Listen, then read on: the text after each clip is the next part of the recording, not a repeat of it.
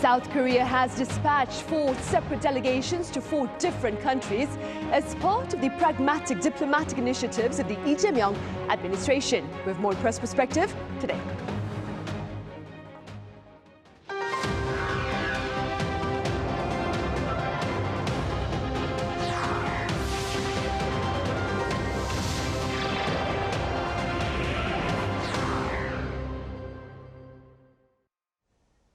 Hello and welcome. It's Thursday, July 17th here in Seoul, and you're watching Press Perspective. I'm Min Sunhee.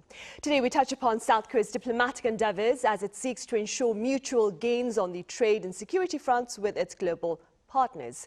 For more on this, I have Ruy Valdes with Spanish news agency EFE Spain here in the studio. Ruy, welcome back. Nice to be here, Sunhee. I also have Malene Jensen with Danish weekly broadsheet Weekendavisen over in Denmark, live on the line. Malene, it's great to have you on. It's nice to be here.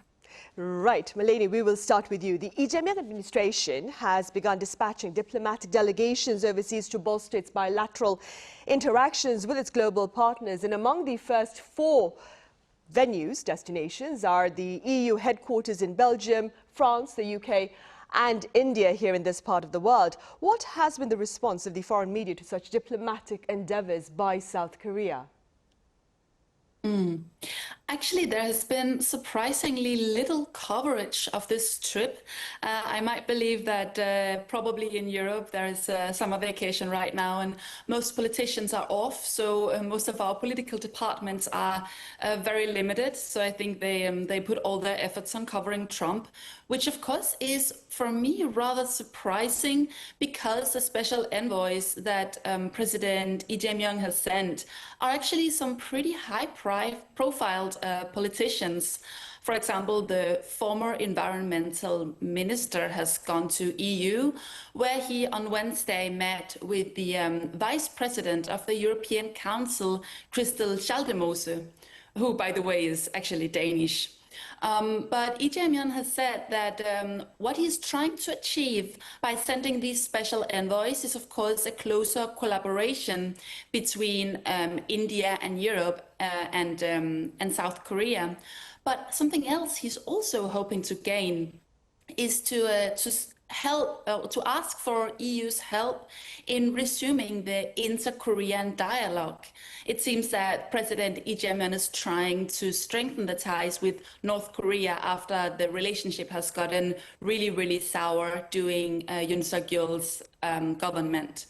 And whether he's going to be successful with this is, of course, quite hard to tell. Europe has not previously engaged that much with the conflict on the Korean Peninsula, but at the same time, I'm quite certain that European countries have no interest in any more conflict starting. We already have a lot of focus on Ukraine. We have a lot of focus on the Israel-Gaza conflict. So I'm quite certain that they're not interested in starting any more big conflicts that can have problems geopolitically. Right, for sure. Ruy, as I was telling Malene, the first 4 destinations by the first 4 delegations do not include the US nor China. Granted, today, of course, the top office did mention its delegation to the US to be led by Park Yong-man, but the date of their departure to the US has not been decided. What do you suppose is South Korea's broader intention with regard to its diplomatic endeavors, having mentioned the European country of France and the UK, as well as India being among the first destinations for the delegations? Right. Indeed, it's a very interesting moment right now in terms of the relation of South Korea with China and the US. It is believed that Seoul has held back the date of sending these special envoys to these countries to maintain leverage and a strategic balance. The topics or the main objective claimed by President Lee Jae Myung office is that these meetings are to reaffirm stability after martial law turmoil and outline their foreign policy vision. But they did say, though, that as a secondary objective, they also focus in expanding cooperation in defense industries, digital technology, climate, supply chains, and cultural exchanges. And why I say this? presidential office was meaning that these were the objectives for the countries that Malene already spoke about. But if we look closely to these are sectors that are crossing in the negotiations related to sectorial and reciprocal tariffs between US and South Korea. So even though the presidential office claims that these missions will have, they are not to negotiate, but just to push pressing alliance matters. As we have seen, the rules of the game have changed, and now we're moving into a type of negotiation that blends all sectors. And even though this could have a diplomatic essence, it could also become a part of trying to get some deals related to the current negotiations.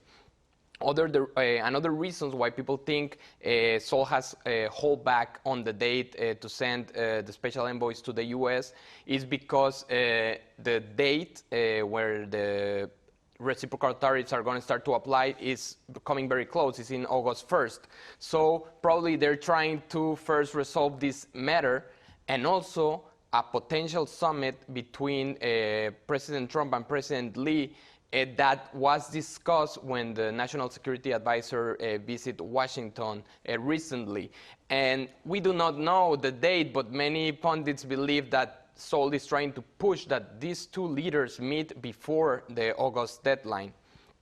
On the side of China, there is also caution from Seoul to decide when to send the special envoys, because as we say, everything is blended together in the sense that China is also part, like all the world, of this trade war, and there's other things related with tensions with Taiwan, and so on and so forth.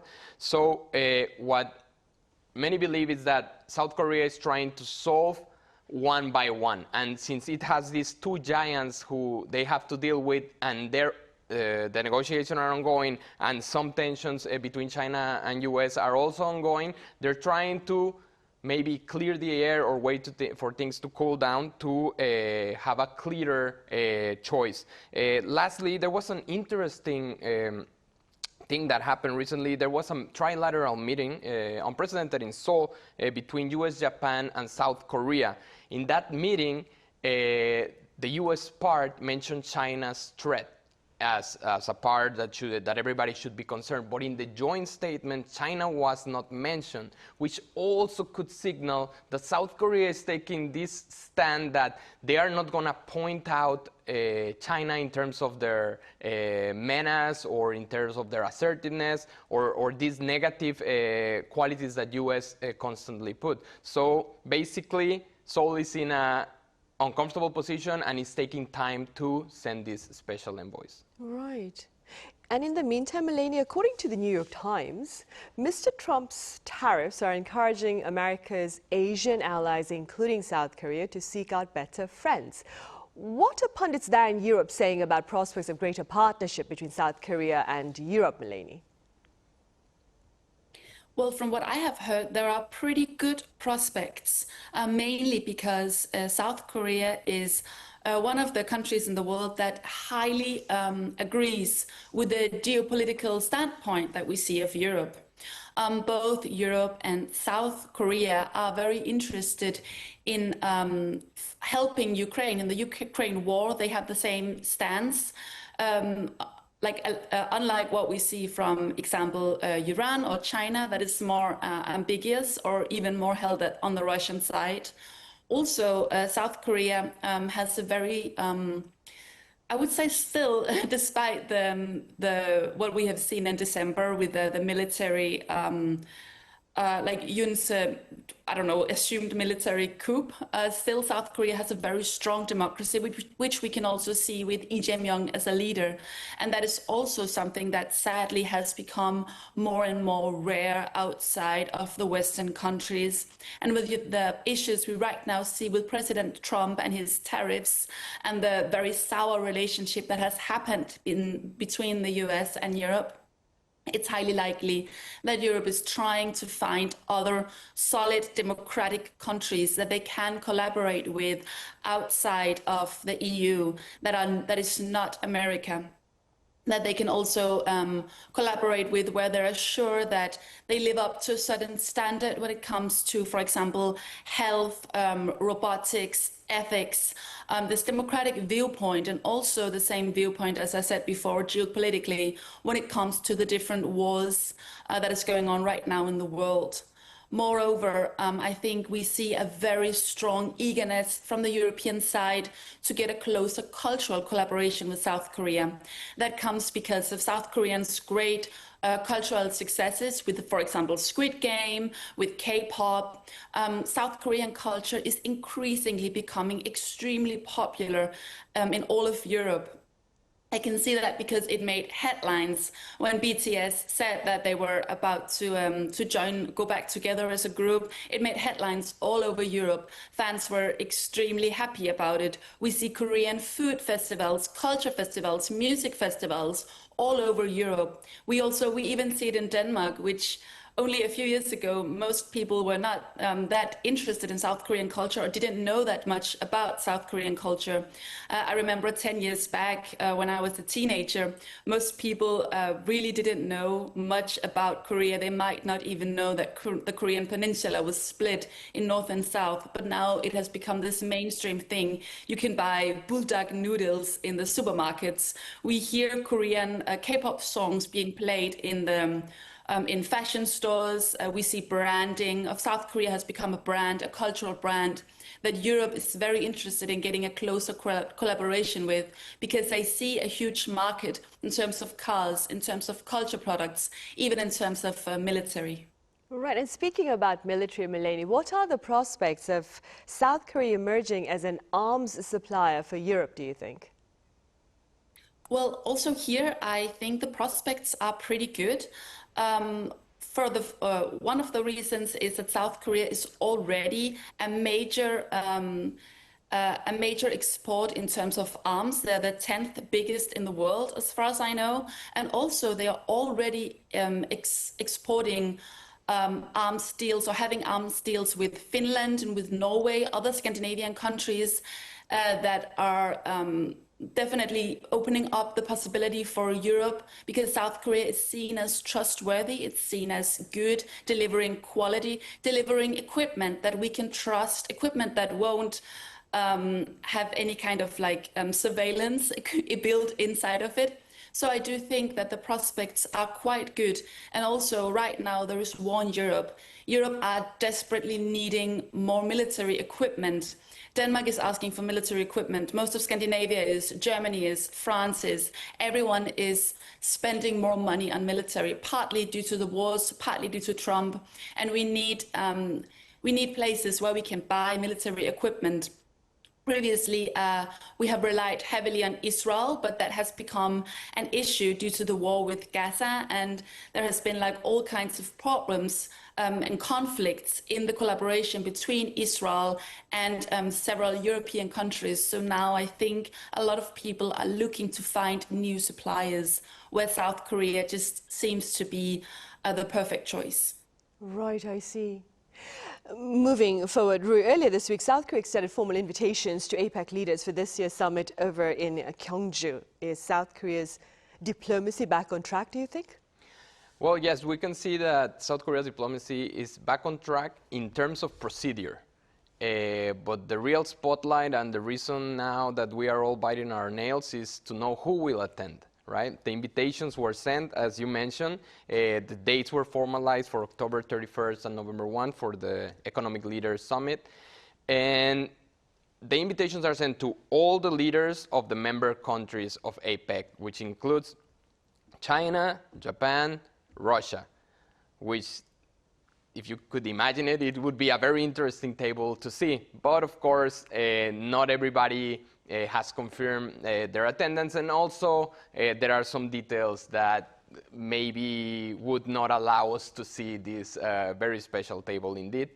In the side of US, recently a journalist, he was the former editor-in-chief of Korea Economic Daily, he met President Lee Jae Myung, and he said in his YouTube channel that Lee Jae Myung told him, or told the table that Trump was still undecided if he was going to attend, but that Xi Jinping was already confirmed. He already confirmed his attendance on the background, I guess. What does this mean? So last APEC summit, we did see the then President Biden meeting Xi Jinping, so it could be a repetition of that, but in a whole new different context. As we all know, since starting in office, Donald Trump has changed drastically the rules of the game, especially in trade, or at least he's pushing to get these negotiations running with all the country, and especially with China, things have gotten quite tense. You can say recently they have come, at least in statements, to a certain type of deal, but we don't know for sure if these tensions will be there still in the long run or by the time that the APEC is celebrated. Just to know, in the side of Russia, of course, the invitation, the presidential office said that the invitation was sent to the leader Vladimir Putin, but it's very unlikely that he will attend because he's facing an ICC arrest warrant for his invasion of Ukraine. So, being that said, also the presidential office was asked if they were willing to invite North Korea as a guest. Of course, they are not members of the APEC. The presidential office said that they haven't sent any kind of invitation, and if the government ends up deciding, it's not up to them. It's going to be discussed by the foreign ministry and also the unification ministry. The trade backdrop is the main thing of concern, as I've mentioned. What can be discussed in the APEC, or the main topic that is going to be discussed is, the theme is building a sustainable tomorrow, and the topics will be digital innovation, supply chain, and shared prosperity. I would underscore supply chains as one of the main topics, considering all this trade war that has been happening since Trump got into office. And in the side of South Korea, it would be very interesting, whoever attends, just to see President Lee Jae Myung, see how he's going to deal, having in the same room, if not the presidents, the very high-profile officers representing countries that South Korea is very close to, and also countries that between each other, they don't have the best relationship. So yeah, we're looking forward to it. Right, and speaking about President Lee Jae Myung, earlier this week also, Malene, the President addressed the audience of the 2025 World Congress of Political Science, which was held here in the capital city. What do you believe are the broader implications of this hosting by South Korea, especially keeping in mind its short-lived martial law back in December and the political turmoil it caused? Well, I believe it has had big implications for South Korea, because hosting this means that South Korea is really showing itself off as a strong democracy, as a place where freedom of speech is strong, where the democratic institutions won't bow down. And of course, that is shown since Lee Jae Myung is holding his speech at the opening ceremony. He really shows off that no matter what, South Korea will not bend down, despite the political turmoil that we saw in December, and that has actually been affecting Korea for several months, all the way until the presidential election. There has been so many debates, so many questions. There has been so much going on about whether the South Korean democracy would really last in a way, and what would happen after the presidential election. Would we see big demonstrations? Would we see a Korean version of Capitol Hill? I think everyone was very eager to see what would happen. So just the fact that the presidential election went quite smooth, and the election of Lee Jae Myung shows that South Korea is a strong democracy. And I think a lot of people, including me and including my Korean family, was definitely extremely relieved when they found out that Lee Jae Myung has taken power after all so easily, I would say, without that many protests, without that many problems. And then him delivering this speech just signals that South Korea has It is a democratic country. It has its norms and values in order. There's nothing to worry about. We can consider South Korea as stable, which I think is extremely important, definitely in these times where we see autocratic regimes are showing up more frequently than they have done for decades. There's a lot of political turmoil worldwide, a lot of fight about what is the truth, what is the established truth, what are the ideals that we should look for in a society. So I do think that even this was just like a small speech and a small summit, I do believe that it has the symbolic meaning that Korea got to show off their democratic values. Right. Also staying with the president's remarks on the domestic front, Ruy, he, after meeting with bereaved family members of tragic accidents, including the Seoul ferry disaster and the Itaewon crowd crush, President Lee Jae Myung called for a disaster response mechanism that centers on the victims. What were your takeaways from that speech, from those remarks? Right. President Lee also apologized in front of the families of the victims of these disasters. Disasters that, just to put them in general terms for the audience, comes since the Seoul ferry disaster of 2014 to the Jeju air crash of the end of last year. President Lee proposed to form an special investigation team with prosecution and police to probe the Itaewon tragedy with powers for compulsory investigations.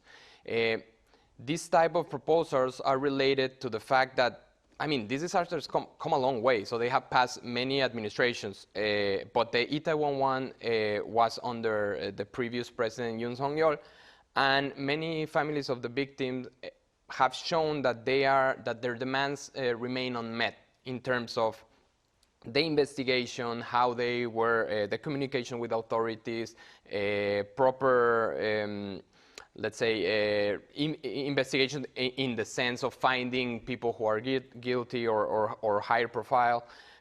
So yeah, there's also support.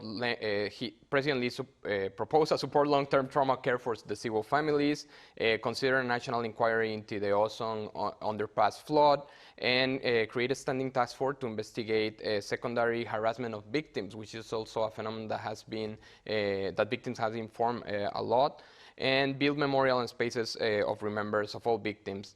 I know we're running out of time, but I wanted just to point out that this type of event is important in terms of the showing of leadership of the president, but this type of events has also been done in the past. So it's still to be known if these promises will be met in the future. Of course, you can never fix the pain of these families, but for sure, they would need to, their demands need to be met fully in order for them to be able to be at peace of some sort with this. To find closure, to yeah. see these pledges put into action. Right. And all right, Ruy, that's all the time we have. Thank you so much for your time and your thoughts.